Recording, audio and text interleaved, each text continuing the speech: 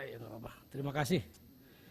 Yang saya hormati pimpinan dan kawan-kawan Komisi 2 sekalian, Bapak Menteri Dalam Negeri beserta seluruh jajaran Eselon 1, Eselon 2, serta dari lembaga-lembaga lain yang hadir pada hari ini yang kami hormati. Terima kasih kesempatan ini yang diberikan Pak Pimpinan.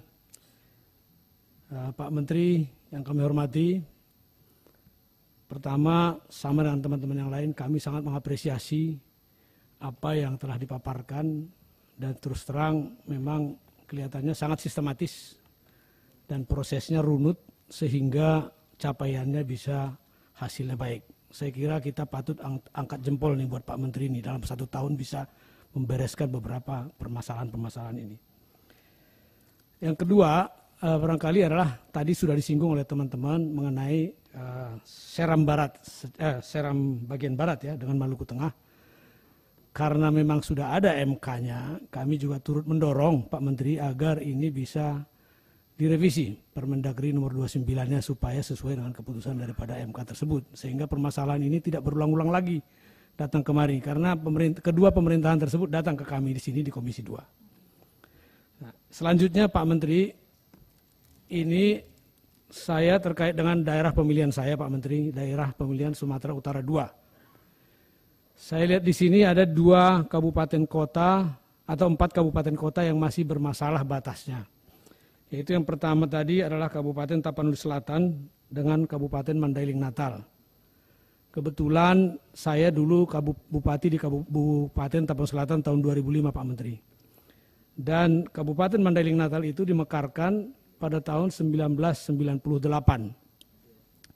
Artinya dari 1998 sampai dengan 2005 ketika kami sudah bertugas di sana, itu juga belum pernah terselesaikan. Pada saat itu memang bukan hanya dengan Mandailing Natal yang tidak terselesaikan, pada saat itu ada dengan Padang Sidimpuan Kota juga tidak terselesaikan pada tahun 2005 itu.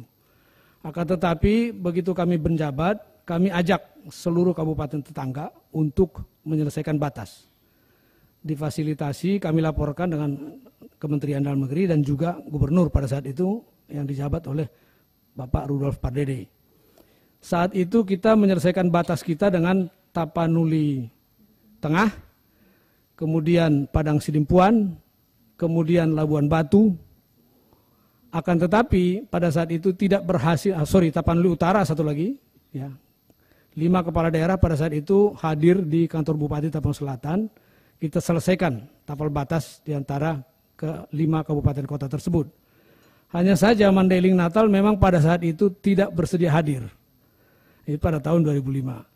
Ya, pada saat itu saya tidak bisa mengatakan apa reason behind, tetapi ada kayaknya sih ada kepentingan ekonomi dari investor tertentu yang saat itu ya. Harapan saya sebetulnya setelah itu bisa selesai, tetapi saya kaget juga bahwa sampai hari ini ternyata itu belum selesai. Jadi mohon kira-kira apa yang bisa kami dorong, apa yang bisa kami bantu, tentunya pimpinan daerahnya sudah berganti beberapa kali Pak. Dari saat itu, 2005, kalau saya nggak salah, bupatinya sudah 3 kali berganti di Mandailing Natal, dan di Tapanuli Selatan sudah 2 kali berganti. Seharusnya bisa selesai karena di sana bukan persoalan ekonomi yang seperti misalnya perizinan dan sebagainya barangkali. Ini hanya persoalan ada lahan kebun daripada salah satu investor tertentu yang berada tadinya itu izinnya dari Mandailing Natal kalau saya tidak salah. Mudah-mudahan bukan itu persoalannya. Kalau kami bisa dapat persoalan yang sebenarnya dari Komisi 2 barangkali kami bisa fasilitasi untuk bertemu dengan kedua kepala daerah supaya ini bisa diselesaikan secepatnya gitu. Kemudian yang ketiga adalah Kabupaten Nias dan Gunung Sitoli. Ini juga sebetulnya agak mengherankan juga bagi saya. Sejak 2008 Undang-Undang pembentukan Gunung Sitoli sebagai kota sampai hari ini belum selesai batasnya. Ini juga persoalan yang sesungguhnya itu apa Pak Menteri? Kalau boleh kami diberi masukan yang sebetulnya apa persoalannya? Siapa tahu kami sebagai perwakilan DPR dari Sumut 2 itu bisa berdiskusi dengan kawan-kawan di pemerintahan daerah untuk mencari solusi ini secepat mungkin.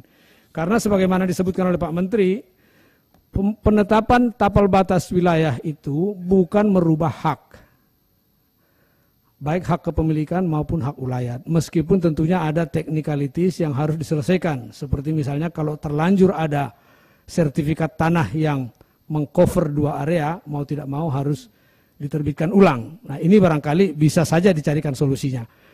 Oleh karena itu kami mohon masukan atau informasi yang lebih detail tentang permasalahan di kedua atau keempat kabupaten kota yang kami sampaikan tadi. Nah seterusnya barangkali tadi disebutkan ada tim percepatan penyelesaian batas daerah. Kami sebetulnya di Komisi 2, terutama saya pribadi sebetulnya bersedia untuk ikut membantu ya supaya persoalan ini bisa selesai. Sebagaimana disampaikan oleh Pak kawan-kawan yang sebelumnya, kalau bisa ini dalam pemerintahan yang sekarang ini tuntas semualah 100%. Jangan lagi ada masalah-masalah kecuali ada DOB baru lagi. Nah, itu kalau ada DOB baru lagi dari sini sampai akhir masa jabatan itu mungkin agak ada lagi persoalan baru ya. Tetapi kalau yang ada sekarang yang sudah kita inventarisir, itu kalau bisa diselesaikan Pak Menteri. Ya, saya kira dengan sistematika yang disampaikan Pak Menteri, apalagi tadi ada batas waktu. Difasilitasi sekian hari tidak diselesaikan, maka naik ke tingkat gubernur. Sekian minggu di tingkat gubernur tidak selesai, naik ke Mendagri. Sekian bulan di Mendagri tidak selesai, ambil keputusan. Semua orang harus patuh kepada keputusan itu karena itu berkekuatan tetap menurut saya. Jadi saya kira memang harus ada ketegasan dan kami dari Komisi 2 mendukung hal tersebut Pak Menteri. Ya.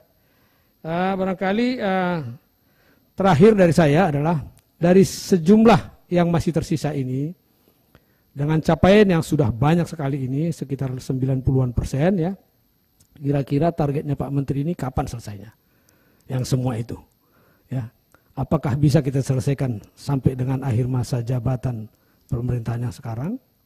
Ataukah mungkin sebelumnya, kalau bisa sebelum pemilu sudah tuntas, supaya penetapan daftar pemilih ini juga bisa tidak bermasalah ke belakang. Saya tadi mencatat juga apa yang disampaikan oleh Pak Rizwan, itu di Tulang Bawang dan sebagainya. Itu kebetulan saya juga tahu itu, bahwa di sana ada warga yang bermukim di daerah hutan. Ya, dan itu KTP-nya itu bisa dari Kabupaten Tulang Bawang, tetapi secara administrasi sebetulnya mereka di Lampung Barat kalau nggak salah ya Pak ya.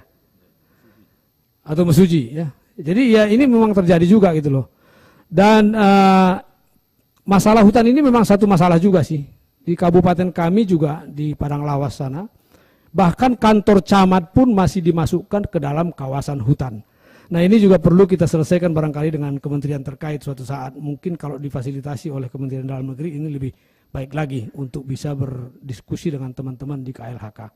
Mungkin dari saya demikian Pak Menteri, mohon maaf kalau ada kurang lebihnya, tapi saya salut dan terima kasih, mudah-mudahan bisa sukses terselesaikan sampai akhir masa jabatan pemerintahan ini. Terima kasih. Wassalamualaikum warahmatullahi wabarakatuh.